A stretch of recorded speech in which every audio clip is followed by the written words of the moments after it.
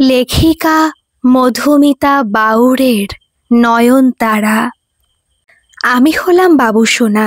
এ অবশ্য শুধু ডাকনাম হলে মন্দ হতো না, কিন্তু সমস্যা এ নেহাতি আমার ডাকনাম নয়, আমার বাবা মায়ের রাখা ভালো নাম। যেই নামটা ভালো নাম হওয়ায় আমার একটা চাপা অসন্তোষ রয়েই গেছে মনের ভেতর। কারণটা অবশ্য আপনারা অনেকেই উপলব্ধি করতে পারেন। বাবা মায়ের একমাত্র পুত্র আমি। বাবা দিল্লির এক হিরে ব্যবসায়ী। একটা ছোট ব্যবসা শুরু করে অনেক বছরের অক্লান্ত পরিশ্রমের ফসল আমাদের এই বর্তমান অবস্থা। গাড়ি বাড়ি চাকর কোনো কিছুরই অভাব নেই। লন্ডন থেকে সদ্য MBA পাশ করে ফিরে একটা নামী মাল্টিন্যাশনাল কোম্পানিতে জয়েন করেছি। বাবার ইচ্ছে ছিল তার ব্যবসা দেখাশোনা করি। আগে হয়তো এই ভাবনাই ছিল মনের মধ্যে, কিন্তু পরে নিজের অস্তিত্ব বাবার নামের আড়ালে ডুবে যাওয়ার ভয়ে বাবার অক্ষমতার সময় ভবিষ্যতে ব্যবসার দায়িত্ব নেব এই আশ্বাস দিয়ে বাবাকে সন্তুষ্টি করেছি। এভাবেই বেশ চলছিল জীবনটা। সমস্যার সূত্রপাত হলো মায়ের বাড়িতে বৌমা আনবার ঝোঁক হঠাৎ অস্বাভাবিক মাত্রায় বেড়ে যাওয়ায়। বারবার বিয়ে ব্যাপারটা নিয়ে এড়িয়েই গিয়েছি গত কয়েক মাস ধরে। একদিন মা চেপে ধরলো আমায়। হ্যাঁ রে বাবু, তোর কোনো মেয়ে বন্ধু আছে? থাকলে বল, বিয়ে নিয়ে এগোনো যাবে। মায়ের প্রশ্নের উত্তরে ঘাড় নাড়ার ইঙ্গিতে না বললে তো মা হাউমাউ করে বলেই ফেলল। কোথা থেকে জেনে এসেছে বিয়েতে অনিচ্ছুক ছেলের মেয়ে বন্ধু না থাকা আর ছেলে বন্ধু সংখ্যা অগণিত থাকা এই এক বিকারের লক্ষণ হতে পারে। সেই বিকারগ্রস্ত মানুষদের সমকামী বলে। আমার যে ছেলে সংখ্যা ছোট থেকে অনেক বেশি সেটা অবশ্য মায়ের অজানা নেই, তাই মায়ের সন্দেহ তুঙ্গে। আমি তো বিস্মিত হলাম, হাসলাম বহুক্ষণ। বললাম, কে বলল তোমায় এইসব ভুলভাল কথা? মা আমতা আমতা করে এড়িয়েই গেল। আমার কিন্তু বুঝতে অসুবিধা হয়নি এ কাণ্ড মিঠু কাকিমার। মা আবারও জিজ্ঞেস করলে। মায়ের কাঁধে হাত দিয়ে বোঝালাম যে এই রকম কিছু নয় মা, আমি স্বাভাবিক। মা নাছোড়বান্দা, তাহলে বিয়ে কর, তবেই বুঝবো তুই স্বাভাবিক। মায়ের ছলছল চোখের দিকে তাকিয়ে না বলতে পারলাম না। ঘাড় নেড়ে সম্মতি জানিয়ে রুমে চলে এলাম। প্রথম থেকে অন্যদের মতন মেয়েদের দিকে ঠিক করে তাকানো বা যেচে কথা বলাতে বড্ড আড়ষ্ট লাগতো আমার। স্কুলে পড়াকালীন হঠাৎই প্রেমে ব্যর্থ এক বন্ধুর আত্মহত্যার ঘটনা আমার মনকে দুমড়ে মুচড়ে একাকার করে দিয়েছিল। সেদিন থেকে মেয়েদের থেকে দূরত্ব বজায় রেখেই চলেছি। কলেজে মেয়েদের সঙ্গে ওঠা বসা হলেও প্রেম করার আগ্রহ আর ফিরে এলো না। এদিকে প্রেমিকা নেই বলে বন্ধু মহল থেকে সব জায়গায় নীরস আখ্যাই মেলে আমার কপালে। আমি হাসি মনে মনে। ওরা যে জানে না যাকে ওরা রসহীন বলে জানে, তার অন্তরে কোনো কঠিন পর্দার আড়ালে ঢাকা কানায় কানায় পূর্ণ প্রেমের বিশাল সাগর। বাড়ির আলমারিতে থকে থকে সাজানো প্রেমের গল্পের বই তারই সত্যতা বহন করে, যেগুলো পড়েই আমার দিনের অবসান হয়। মাঝে মা একবার জিজ্ঞেস করে গেছে কেমন মেয়ে পছন্দ, কিন্তু আমি এর কোনো উত্তর দিতে পারিনি। মনের মধ্যে দোলাচল খেলা করে। কখনো লাবণ্যর মতো একজনকে মন কামনা করে, আবার পরের মুহূর্তে আতঙ্ক গ্রাস করে আমায়। অমিতের মতো আমায় না হারাতে হয় লাবণ্যকে। মনকে পুনরায় শুধরে নিয়ে গল্পের নায়িকার থেকে কাঙ্ক্ষিত নারীর রূপ কল্পনা করতে থাকি। পরদিন থেকেই হোয়াটসঅ্যাপে প্রতিদিন একটা করে ছবি আসতে থাকলো বাবার নম্বর থেকে। ছবিগুলোর মধ্যে কোনোটাই কিন্তু মনের মধ্যে কোনো আলোড়ন ফেলতে পারে না। প্রতি সন্ধ্যায় বাড়ি ফিরলেই মায়ের একটাই প্রশ্ন, দেখেছিস বাবু ছবিটা? পছন্দ হলো? আমি মাথা নাড়ি। মা হতাশ হয়ে দীর্ঘশ্বাস ফেলে। এই রকমই একদিন অফিসে বসে এলোমেলো কাজের ভিড়ে ব্যস্ত। মেসেজ টোন বেজে উঠলে খুলে দেখি বাবার মেসেজ। কপালে পেনের আলতো টোকা মেরে মেসেজ খুলে দেখলাম প্রত্যাশিতভাবে একটি মেয়ের ছবি। আচমকা হৃদয়ে খানি কেঁপে উঠল অজানা আবেশে। আমার এলোমেলো মনটা জমায়েত হয়ে ছবিটিতে এসে স্থির হয়েছে। চোখ ফেরাতে পারলাম না। হলুদ শাড়ি, কপালে টিপ, চোখে কাজলের টান, যেন রবীন্দ্রনাথের গল্পের কোনো নায়িকা। আমার দেখা আশেপাশের মেয়েদের তুলনায় অনেকটা আলাদা। কানের বাম পাশ দিয়ে লম্বা চুলের বেনি লবঙ্গলতার মতো লুটিয়ে পড়ছে। গালে ছোট টোল পড়ায় হাসিটাকে আরও আকর্ষণীয় করে তুলেছে। মেয়েটির স্নিগ্ধ চোখের দিকে তাকাতেই অদ্ভুত টান অনুভব করলাম। তা যেন আমাকে ক্রমে ভাসিয়ে নিয়ে যাচ্ছিল স্বপ্নের জগতে। সেই জগতে প্রাপ্তবয়স্ক আমার প্রথমবার পদার্পণ। বসের ডাকে সম্বিত ফিরলে অবাকই হলাম। এ যেন নতুন আমিকে খুঁজে পেলাম বহু বছর পর। বাড়ি ফিরে মায়ের প্রশ্নের উত্তরে হ্যাঁসূচক ইঙ্গিতে ঘাড় নেড়ে হাসলাম। মা আনন্দে উৎফুল্ল হয়ে উঠল। অদ্ভুত উত্তেজনায় শিরশির করে উঠল আমার শরীর। কাজের ফাঁকে ফাঁকে মেয়েটির ছবি দেখার জন্য মনটা অস্থির হয়ে উঠছিল বারবার।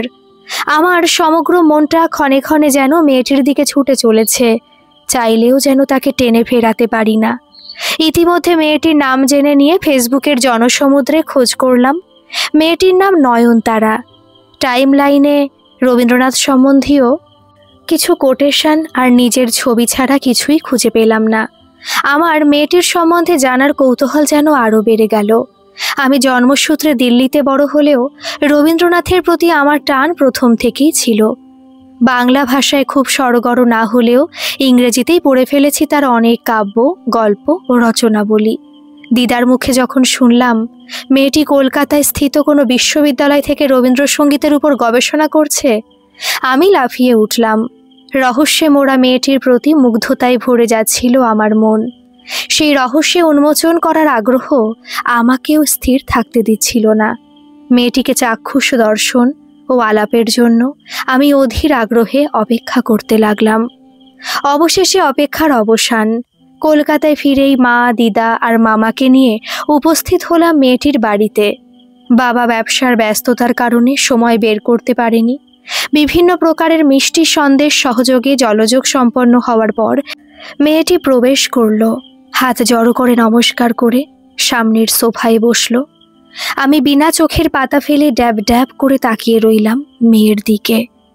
নতুন করে আবিষ্কারে মত্ত হয়ে উঠলাম। এমন সময় ধরা দিল মেয়েটির ঠোঁটের নিচের ছোট্ট কালো তিলটা, যা ছবিতে অধরাই ছিল।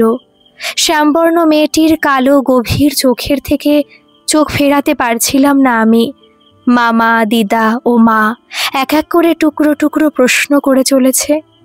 অত্যন্ত নম্র মেয়েটি বিনয়ের সঙ্গে আলতো হেসে তার উত্তর দিয়ে চলেছে। দু চোখ থেকে যেন বুদ্ধিমত্তার ঝকঝকে ভাব ঠিকরে পড়ছে। একটু একটু করে হারিয়ে যাচ্ছিলাম মেয়েটির টোল পড়া গালে।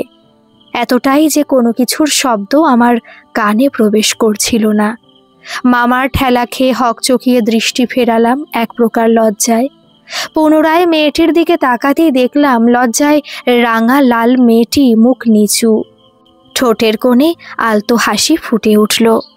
কিছু জিজ্ঞাসা করার থাকলে করো, এভাবে তাকিয়ে থাকলেই হবে? মামা ফিসফিস করে জিজ্ঞাসা করলে প্রত্যুত্তরে একান্তে অন্য কোনো দিন কথা হবে এই বলে চুপ রইলাম। তারপর মেয়েটির বাড়ির গুরুজনেরা আমাকে প্রশ্নবাণে বিদ্ধ করছিলেন। প্রশ্ন উত্তর পর্ব শেষ হতেই মেয়েটি সবাইকে পুনরায় নমস্কার জানিয়ে ফিরে গেল। আমি এক দৃষ্টে মেয়েটির যাওয়ার পথের দিকে তাকিয়ে রইলাম। মা মেয়েটির কুণ্ডলীর এক জেরক্স কপির আবদার করে বসল এবং কোনো এক বিষয় নিয়ে গভীর আলোচনায় মত্ত হয়ে পড়ল মামা ও দিদার সঙ্গে। আমার সেদিকে ভ্রুক্ষেপ নেই।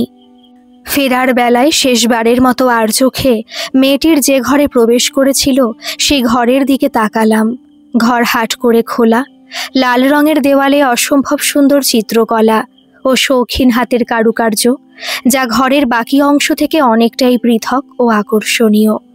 কাঠের আলমারির উপরের দেওয়ালে ঠেস দিয়ে রাখা তানপুরা গিটার, আলমারিতে সাজানো অসংখ্য বই। আমি নিজেকে থামাতে পারছিলাম না কিছুতেই। আবিষ্কারের ক্ষুধা আমার দৃষ্টিকে ধাবিত করছিল ওই দিকেই।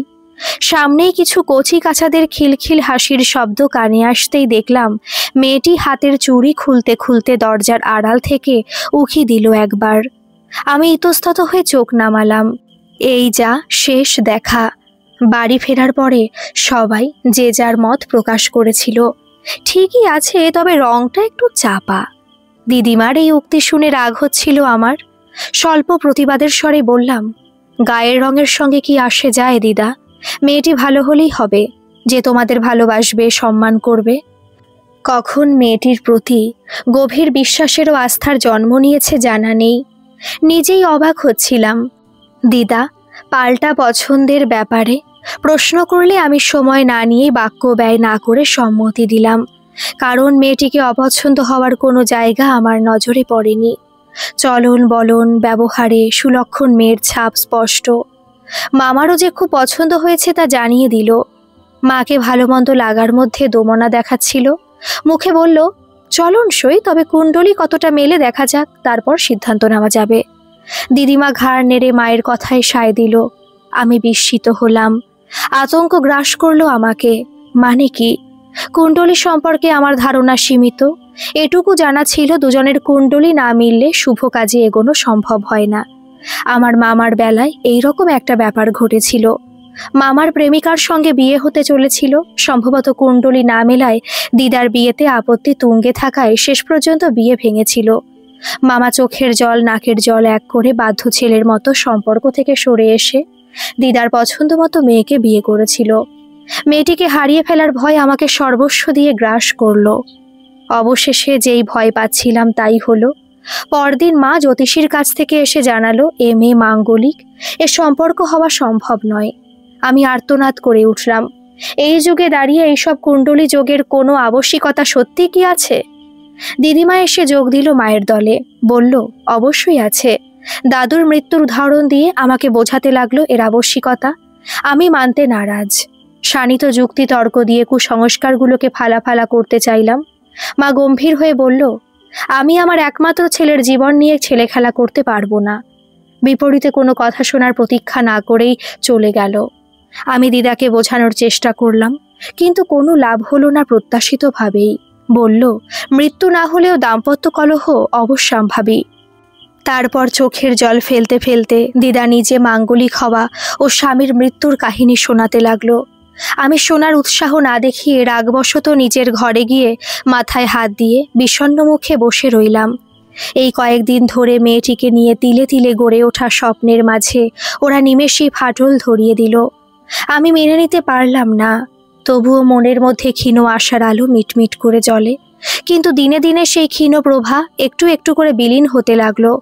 আমি বোঝাতে বোঝাতে ক্লান্ত হয়ে পড়লাম। বাবা রাজি থাকলেও মা দিদা নিজ নিজ সিদ্ধান্তে অনড় হয়েই থাকলো।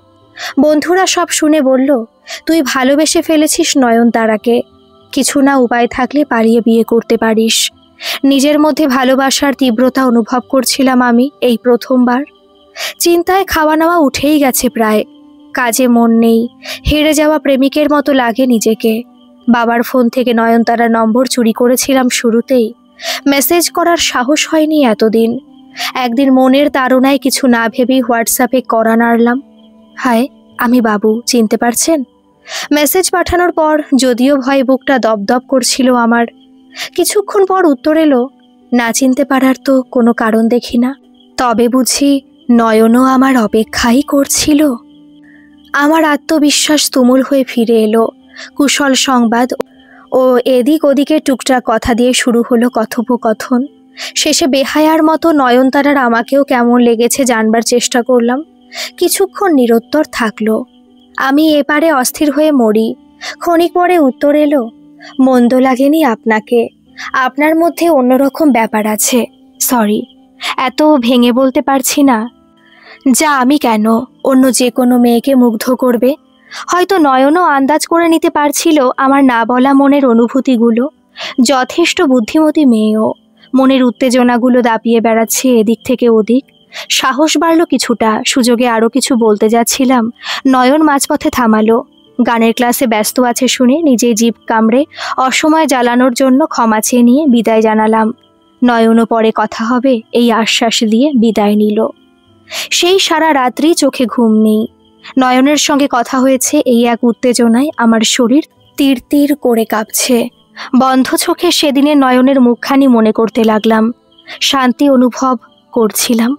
মাঝে মাঝে নিজের লেখা মেসেজগুলো ঠিক ভুল যাচাই করে নিচ্ছিলাম। আর সঙ্গে নিজের মনের অনুভূতি ব্যক্ত করবার কথাও ভাষা সাজিয়ে নিচ্ছিলাম মনে মনে। পরদিন ছিল রবিবার। প্রথমেই সময় চেয়ে নিয়ে কোনো রকম ভনিতা না করে মেসেজেই নয়নের সামনে মনের অনুভূতি উজাড় করে দিলাম। নিজেকে ক্ষণিকের জন্য নির্লজ্জ মনে হলেও মন হালকা অনুভূত হচ্ছিল। নয়ন নীরব, ওদিক থেকে কোনো সাড়া নেই। আমার মনের অবস্থা তীর্থের কাকের মতো, ভয়গুলো বুকের মাঝখানে টকবক করে ফুটছে আর ক্রমে অসহনীয় হয়ে উঠছে। ঘণ্টাখানেকের প্রতীক্ষা যেন দীর্ঘ লাগছিল। অবশেষে প্রতীক্ষার অবসান ঘটিয়ে ফোনে মেসেজ ঢুকতেই দ্রুত মেসেজ খুলে পড়লাম।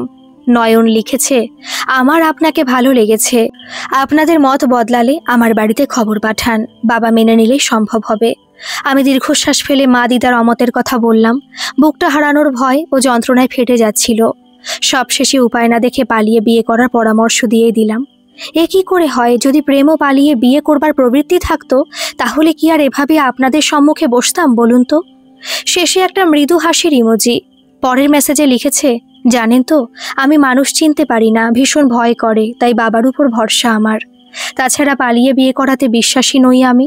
বিয়ে মানে আমার কাছে শুধু দুটি মানুষের মনের মিলন নয়, দুই পরিবারের মিলন। স্বার্থপরের মতো পালিয়ে কেউ কি সত্যি কোনোদিন সুখী হতে পেরেছে বলুন তো? আমি আশাহত হলাম, মন ভারাক্রান্ত হয়ে এলো। সত্যিই তো, এই আমি কোনোদিন পালিয়ে স্বার্থপরের মতো বাঁচার কথা ভাবিনি। ভালোবাসার বুঝি এতটাই ক্ষমতা আজ আমাকেও এইখানে এসে দাঁড় করিয়ে দিয়েছে।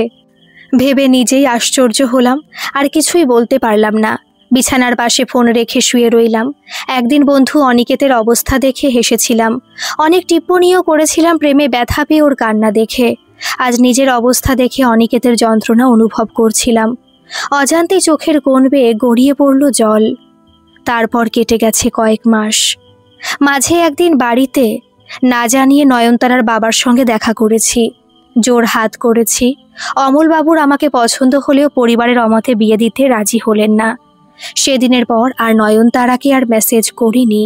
তবুও হৃদয়ে নয়নতারার জায়গাটা চিরস্থায়ী হয়ে রয়ে গেছে, যাকে মোছার কোনো উপায় দেখি না। আজও বুকে অসম্ভব টান অনুভব করি ঠিক আগের মতো। মনে মনে ভাবি, নাইবা চিরতরে পেলাম নয়নতারাকে, অন্তত কথা বলে মনের ব্যথা মেটানো যায়। কখনো নয়নতারার গলার স্বর, সুমধুর রবীন্দ্রসঙ্গীত শোনার দারুণ ইচ্ছে জাগে, কিন্তু এতে আসক্তি বেড়ে গেলে নিজেকে হয়তো কোনোদিন ছাড়াতে পারবো না, এই ভয়ে বিরত থাকি। তবে দিনে কতবার যে ওর ফেসবুক ও হোয়াটসঅ্যাপে প্রোফাইল খুলে দেখি, হিসেব নেই। কখনো ওকে দেখে চোখ আনন্দে জ্বলজ্বল করে, তো কখনো বুকের ভেতরটা কষ্টে চিনচিন করে। আজও ফোনে বাবার পাঠানো ছবি আসে, ইচ্ছে করে ডাউনলোড করে দেখি না। মায়ের সঙ্গে সেদিনের পর যেন দূরত্ব বেড়েই গেছে। চাইলেও পাহাড় সমান অভিমান আমাকে স্বাভাবিক আচরণ করতে দেয় না। দরজায় টোকা দিয়ে মা এলো। মুখের সামনে নয়নতারার মতো একটি মেয়ের ছবি ধরল। তা দেখে আমি নীরবে মুখ ফেরালাম। বুঝতে পারছিলাম মা আমাকে নয়নতারার বিকল্প কাউকে এনে ওর স্থান পূরণ করতে উদ্ধত। অভিমানে গলাটা বুজে আসছিল আমার। আমার রক্তবর্ণ চোখ দেখে নিরুপায় মা বোধ হয় এতদিনে কিছু উপলব্ধি করতে পারছিল। তাই কাঁধে হাত রেখে সান্ত্বনার স্বরেই বলল, আমি আজই নয়নতারার বাবাকে ফোন করছি বিয়ের ব্যাপারে কথা বলার জন্য। কথাটা শুনে চমকে উঠলাম। হাসি চেপে রাখতে পারলাম না, উচ্চস্বরে হাসতে লাগলাম আমি। কিন্তু হাসি ক্রমে ক্ষীণ হতে হতে চোখ দিয়ে গড়িয়ে পড়বার উপক্রম হলে নিজেকে সামলে নিলাম। মা হতবাক হয়ে প্রশ্ন ভরা দৃষ্টিতে তাকিয়ে রইল আমার দিকে। আমি নীরবে ফোন থেকে নয়নতারার হোয়াটসঅ্যাপ প্রোফাইলে লাগানো ছবি বের করে মায়ের হাতে ধরিয়ে পেছন ফিরলাম। ব্যথায় আমার চোখ ফেটে জল বেরিয়ে টপ করে হাতে তালুর ওপর এসে পড়ল। রুমালে দ্রুত চোখ মুছে আর চোখে আরেকবার ছবিটার দিকে তাকালাম। ছবিতে সিথি ভরা লাল টকটকে সিঁদুর পরিহিতা নয়নতারার হাসি মুখটা আগের মতোই জ্বলজ্বল করছে। গল্পটি কেমন লাগলো অবশ্যই কমেন্ট করে জানাবেন, আর ভালো লাগলে একটা সাবস্ক্রাইব করে আমার পাশে থাকবেন। ধন্যবাদ।